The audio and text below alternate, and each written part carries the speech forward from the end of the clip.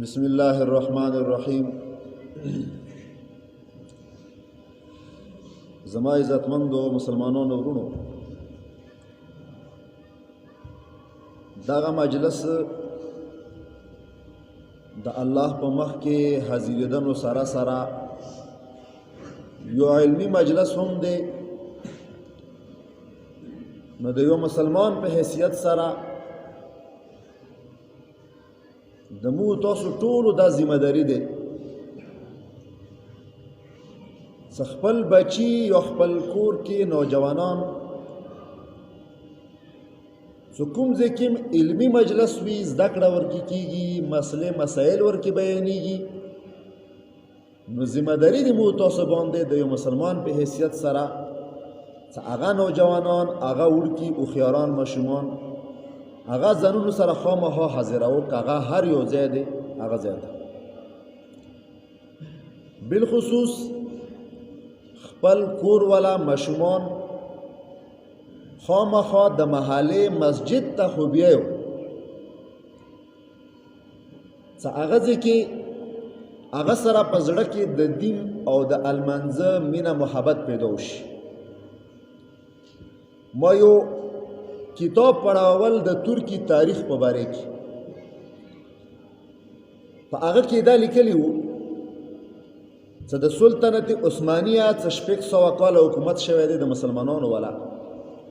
هغوی یو دا ترتیب وو چې هغو په مسجد کې وروسته یوه کلمه لیکله. هغه کلمې کې ډېر ژور او درانه او قیمتي ټکي وو یا دوه درې. هغه کې دا لیکلی وو چې کوم جماعته کې د المنځه په وخت کې ورسته ځای نه د وړو وړکیو اوازونه نه لیدو، نو هغه قوم، هغه خلک د بیا خپلو بچیو د دین مستقبل دپاره فکرمند شي. یعنی مقصد دا دی چې هغه قوم بچیو بیا هغه المنځه سره، دین سره، مسجد سره، مدرسې سره مینه نشته، ځکه د مسجد د ماشومانو شور نه خالي دی. نو کوشش دا کوو په یوې ته شور د نه کي، خو حاضري د خامخا لګوي. خاص کر علمي مجلس چې په هغه کې د انبیاو، خاص کر رسول الله صلی الله علیه وسلم میراث تقسیمیږي. میراث څه شی دی؟ انبیاو نه موږ ته میراث دنیا، بنګلې، پیسې، دولت، ځمکې نه دي پاتې، دین پاتې دی موږ ته دین.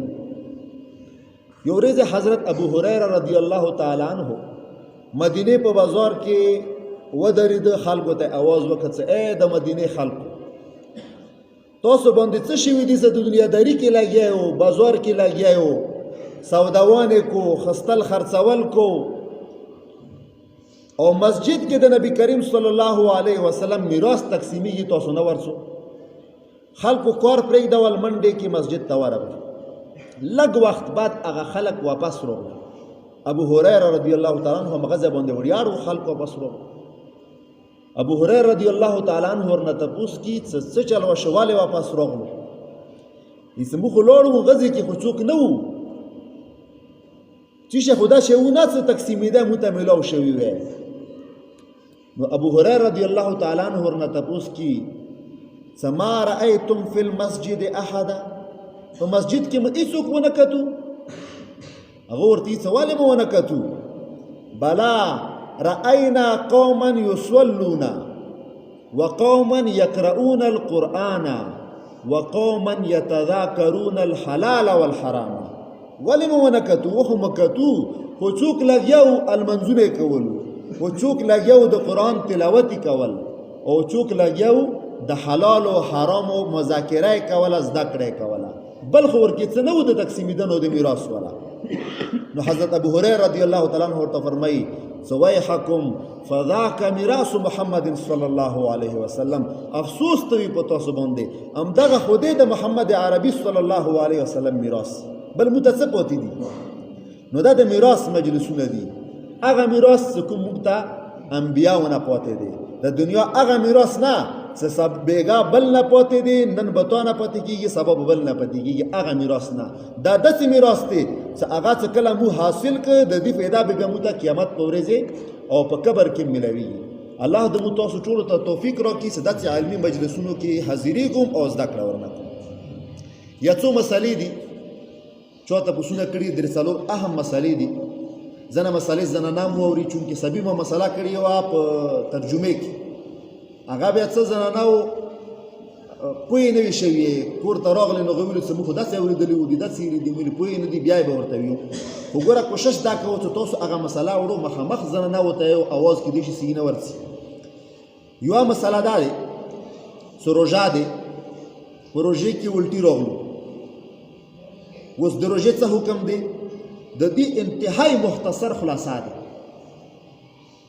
تا ته الټي راغلو په خپله باندې، تا خولې چې ګوته واله هغه سره نه وو، تا خپل حرکت په وجې باندې رانغلو، خپله راغلو، بیمار وې زړه راډاک شو راغلو، یا همداسې چې وکړه زړه راډاک شي الټي وکړو. اوس په سترګې غاړې چې د الټي د ډېر کړي که لږ په ډاکې خولې باندې که په تشې خولې باندې، که چېرته د الټي ډېر وو بیا هم روژه نه دی ماته، که لږ وو بیا هم روژه نه دی ماته. خو دویمه خبره ورکې دا دی که چېرته د الټي تا په وجې باندې وشو خولې کې د ګوته ورکه یا د مسواک وال اچانک د زړه ډاک شه الټي دې وکړو. اوس که چېرته دا په ډاکې خولې باندې وو روژه ماته دی، که لږ وو بیا روژه نه دی ماته. دوی خبرې شوې. درېیمه خبره په دې الټیو کې د الټي تا ته راغلو لږ دی او که ډېر دی، خپله راغلو او که تا په وجې باندې راغلو، خو دې که د الټیو والا معمولي غونې دانې برابر ذره هم ته واپس تېره که روژه د ماته شو. په دې مسلې باندې پوه شو. دویمه مسله تلاوت کوم روژې مبارکه میاشت دی، سجده تلاوت ارسي. اوس د سجدې کولو څه طریقه دی؟ دا یې طریقه دی، دوی طریقې دي. یوه افضله طریقه دی، بل هم طریقه جایزه دی، خو افضله طریقه یوه دی ورپسې بل هم دی. سجده تلاوت در باندې واجب شو، د هغه نیت وکړه چې زه سجده تلاوت کوم خاص خدای تعالی را، بس اسانه پښتو کې ګوره اوږده لفظونو ضرورت نشته. ودرېږه قبلې طرف ته، الله اکبر نویه، خو لسونه مه اوچته وه، په کوړیو لسونو باندې ودرېږه، نیت وکړه الله اکبر نویه، ډایرکټ سجدې ته لاړ شه. هغه ځکه درېمتې سبحان ربی الاعلی ویه، بیا راوچت سه الله اکبر ویه، ډایرکټ ودرېږه، سلام اړول هم نشته، تا سجده تلاوت پوره شه. دا افضله بهتره طریقه دی. که چېرته په ناستې ده کول اتحیاتو شکل کې کښېنه، همدا نیت وتړه، الله اکبر ویه، سجدې ته لاړ شه، درېمتې سبحان ربی الاعلی ویه، او هغه نه بعد بیا ته څه وکړه، بیا دوباره الله اکبر ویه، تا سجده تلاوت پوره شه. په دې مسلې باندې هم پوه شو. کورونو کې زنانهو ته هم دا وکړو، خپل هم ځانونه پوه کړو. درېیمه اهم مسله چونکې زکاته میاشت دی، مختصر غوندې بیانوم، دا اوږده نه بیانوم. زکات په چا واجب دی؟ کوم انسان څخه زنانه دی او که نر دی، 9 تولې سونه وه، په هغه هم زکات واجب دی چې هغه به زکات وباسي 2.5%، یعنې په لاک کې 2.5 روپۍ دي. که چېرته چا سره 9 تولې سونه خو نشته، 1 تولې سونه ورسره دی، یو سره سونه شته نه ورسره 2 روپۍ دي، چې هغه سره 2.5 تولې سپین زر خستی شي. هغه معلومات تاسو وکړو چې نن سبا په څوره باندې خرڅېږي، دوره ورسره خستی شي، هغه باندې هم زکات واجب دی، هغه به بیا زکات وباسي. 9 تولې سره زر، که بیا 9 تولې نه و، اکثر کورونو کې 1 توله لري، چونکې 1 تولې قیمت هم نن سبا 2 لکه روپۍ دی، خو هغه سره بیا ورسره 2 روپۍ شته، چې هغه د دې جیب خرچ نه علاوه دي، 10 دي که 20 دي که 30 دي که 100 دي، یا به دغه دواړو قیمت ملاو کړي چې دې نه 2 روپۍ جوړېږي. که هغو روپیو سره 2.5 تولې سپین زر کېدو، نو زکات ور باندې واجب دی که نه واجب نه دی. الله دې موږ تاسو ټولو ته په دې خبرو باندې عمل کولو توفیق نصیب کړي. امین. الحمدلله.